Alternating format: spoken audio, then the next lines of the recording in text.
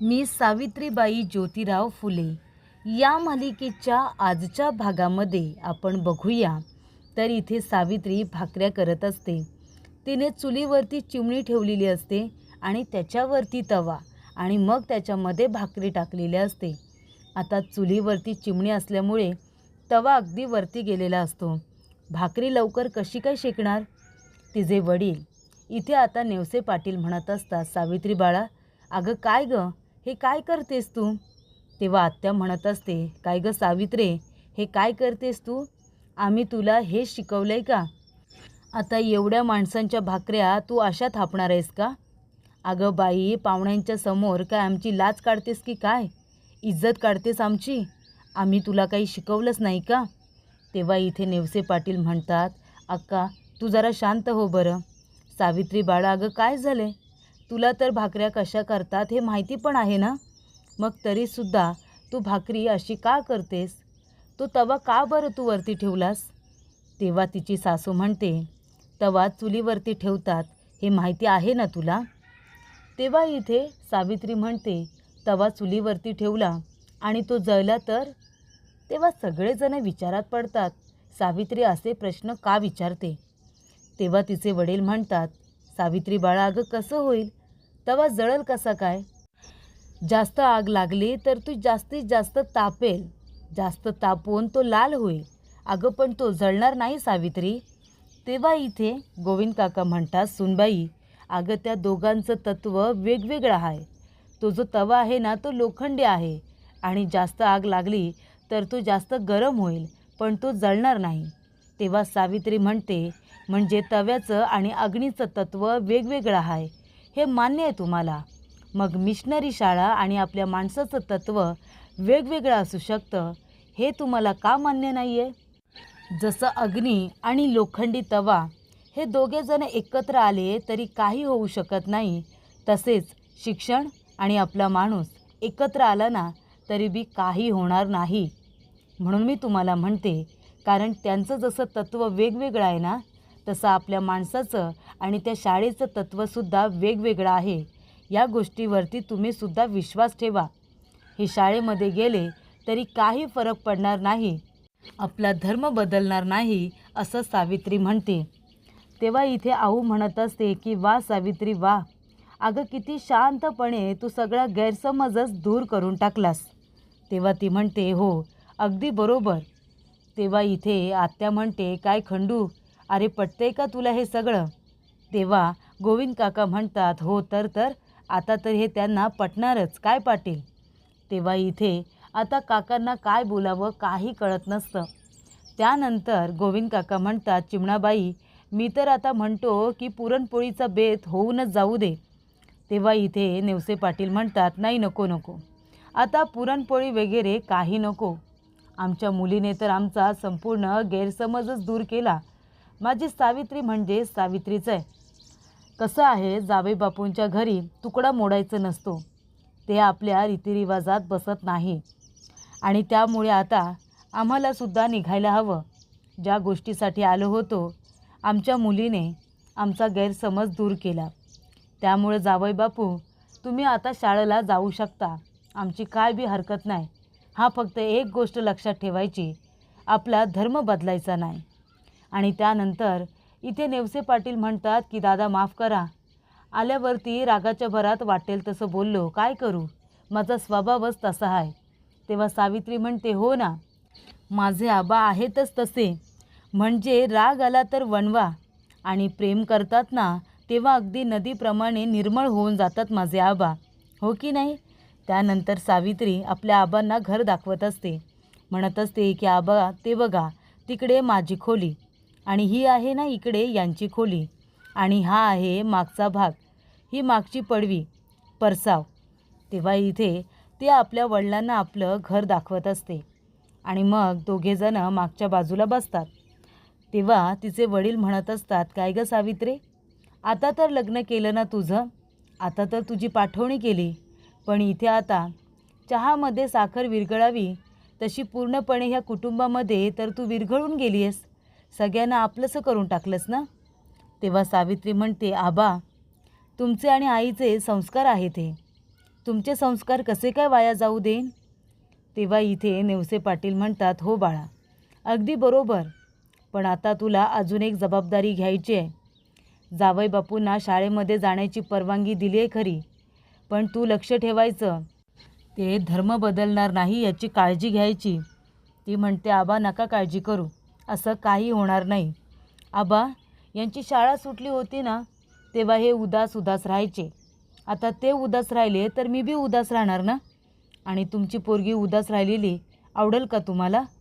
तेव्हा इथे नेवसे पाटील म्हणतात, नाही नाही, अजिबात नाही, मला नाही आवडणार.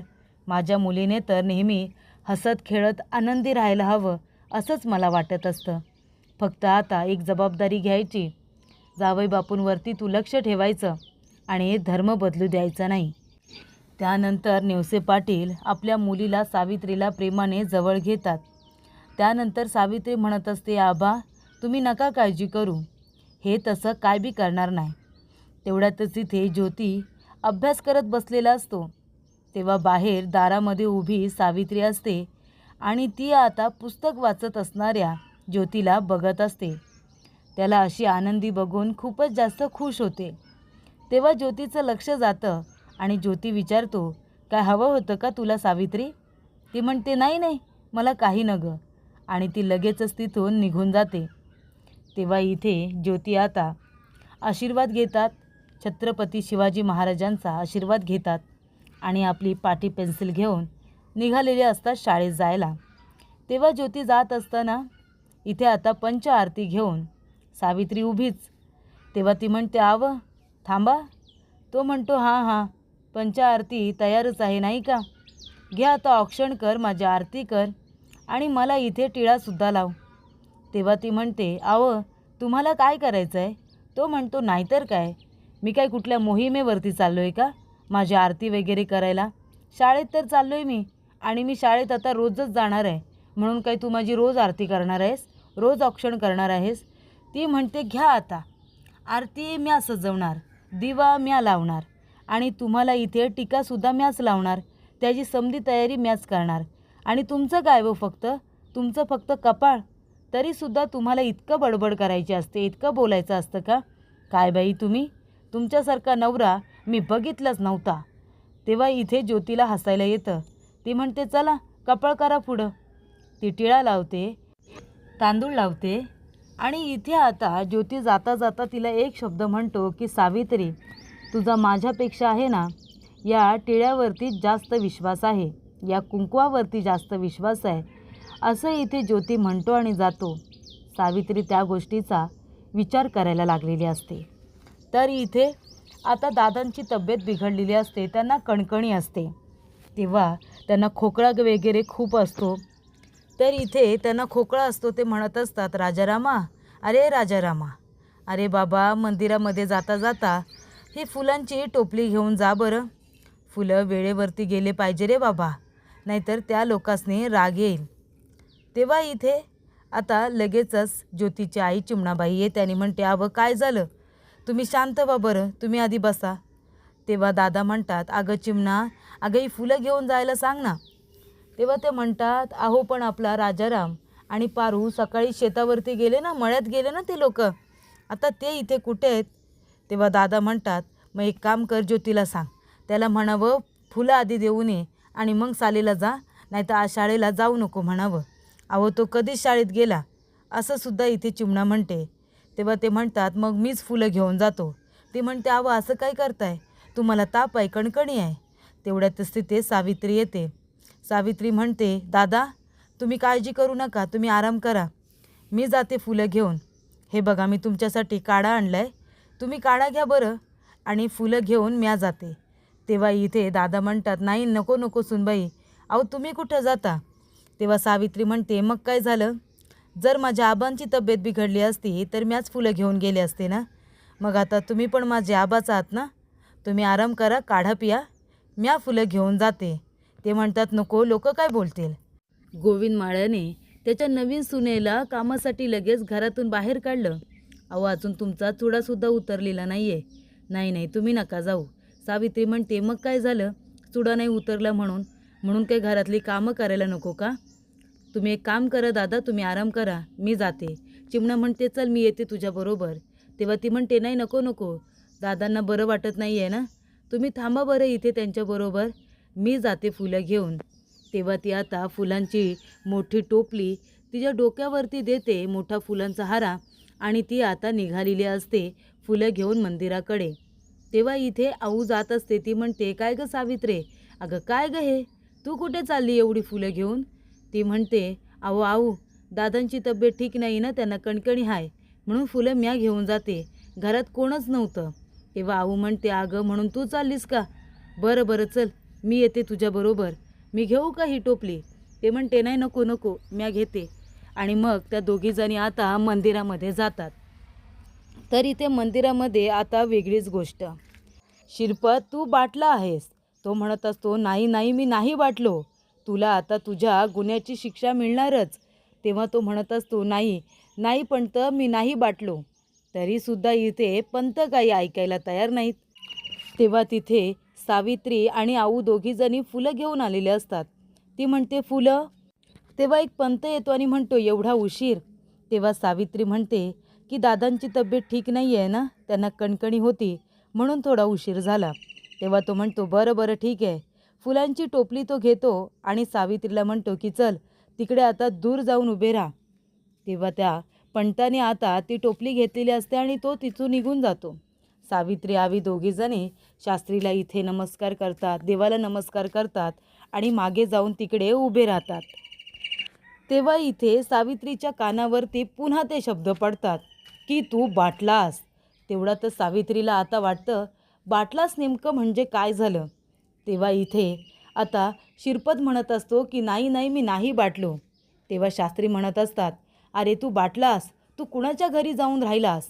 तेव्हा इथे तो म्हणत असतो की मी धर्मांतर केलेलं नाही, माझ्या भावाने धर्मांतर केलेलं आहे, त्याने ख्रिस्त धर्म स्वीकारला आहे.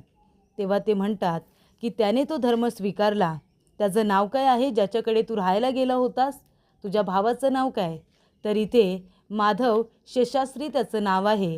तो म्हणतो पण आता त्याचं नाव ते नाही आहे, त्याचं नाव आहे मायकल, आणि तू त्याच्या घरी राहिलास, खाल्लं पिलं झोपलास, अरे मग तू बाटलासच ना.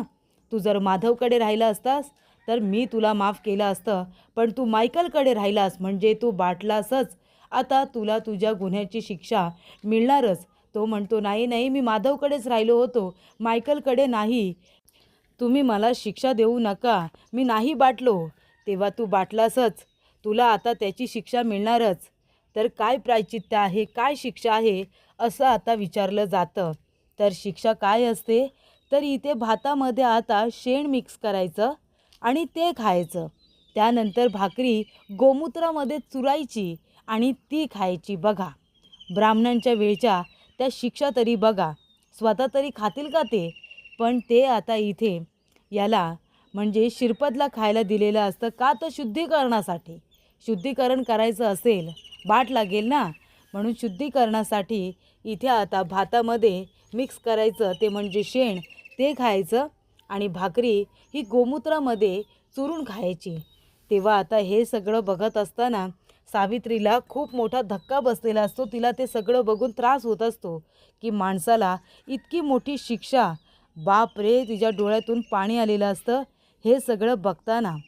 तेव्हा इथे ब्राह्मणांचा इथे आता लोकांवरती कशा पद्धतीने अन्याय अत्याचार सुरू होता, पेशवाई संपली होती तरीसुद्धा, आणि हे सगळं बघून इथे आता सावित्रीचं मन अगदी पिळवटून गेलेलं असतं. तेव्हा तिथे तो पंत येतो आणि टोपली खाली टाकतो आणि म्हणतो घ्या आणि निघा. इथे आता हाताने व्यवस्थित दिलीसुद्धा जात नाही टोपली हातामध्ये. देवाला फुलं घेता तेव्हा लाज वाटत नाही, पण मात्र टोपली देताना माणसासारखी देता येत नाही. तेव्हा इथे सावित्री म्हणत असते पण आऊ, भावाच्या घरी राहिला म्हणून लगेच बाटला आणि त्याची एवढी मोठी शिक्षा, असा बाट कधी लागतो का? अहो हे तर त्या शाळेमध्ये शिकायला जातात त्यांच्या, मग हे लोक म्हणतायत तसं यांनासुद्धा बाट लागेल का? तेव्हा आऊ म्हणते नाही गं, असा कसा बाट लागेल, असं काही नसतं, आपण आपलं जपून राहायचं. आता हे लोक शास्त्री लोक हे त्यांचं आपलं काही म्हणणं असतं. त्यानंतर सावित्री विचार करत बसलेली असते. पारू तिथे येते. पारू म्हणते जाऊबाई, आओ जाऊबाई, अहो काय आज तुम्ही कमालच केलीत. तुम्ही गेलात का तिथे मंदिरामध्ये फुलांची टोपली घेऊन? येता येता 4-4 बायका मला सांगत होत्या की आज सावित्रीने कमाल केली म्हणून. फुलांची टोपली स्वतः घेऊन गेली. खूपच हिंमतवाले आहात बा तुम्ही. अजूनपर्यंत मी कधी त्या पुण्याच्या बाजारपेठेत गेलेसुद्धा नाही आणि एकटीने जायचं तर प्रश्नच येत नाही. अजूनसुद्धा कधी गेले ना तर हातपाय वथरतात माझे. बरं मी काय म्हणते, आता चला, मी शेतातून अमृत आणलेत, गोड आहेत, तुम्ही पण खायला येताय ना? तेव्हा इथे सावित्री म्हणते, हे आले का जाऊबाई? ती म्हणते, कोण? तात्यासाहेब? तात्यासाहेब तर कधीच आलेत, तुमची वाट बघतायत, चला येताय ना? तेव्हा सावित्री जात असते, पण तिला आठवत असतं की शास्त्रींनी कशा पद्धतीने शिक्षा दिलेली असते. तेव्हा तिला टेन्शन आलेलं असतं की धर्म बदलला, बाट लागला तर अशा पद्धतीच्या शिक्षा दिल्या जातात. त्या विचारानेच सावित्री खूपच जास्त खचून गेलेली असते.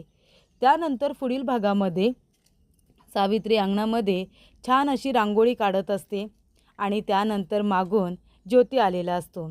ज्योतीच्या पायाचा आवाज ऐकून सावित्री आता ओळखते की ज्योती आलेला आहे. तेव्हा ज्योती म्हणतो, सावित्री. तेव्हा सावित्री मागे वळून ज्योतीकडे बघते आणि तेवढ्यातच प्रेक्षकांनो, इथे आता मधला अध्याय सुरू झालेला असतो. तर ज्योतीसुद्धा मोठा दाखवलेला असतो आणि सावित्रीसुद्धा मोठी झालेली दाखवली आणि त्यामुळे इथे आता मोठे ज्योती आलेले आहेत आणि ते म्हणतात, सावित्री, सुरेख, अप्रतिम, ही रांगोळी जशी ती सुंदर काढली आहेस आणि त्याच्यामध्ये छान छान रंग भरली आहेस ना, त्या पद्धतीने तू आपल्या इथे घरातल्या सर्व माणसांची मनं जिंकली आहेस आणि सगळ्यांना अगदी एकत्र आणून तू बांधूनसुद्धा ठेवलेस. या रांगोळीच्या रंगाप्रमाणे कुटुंबामध्ये सुद्धा तू रंग भरलीस. तेव्हा सावित्री म्हणते, पत्नीला पतीची साथ आणि पाठीवरती कौतुकाची थाप असेल ना, तर बाकी तिला काही नको असतं आणि तिच्यासाठी काहीही अशक्य नसतं, असं आता सावित्री ज्योतीला म्हणते.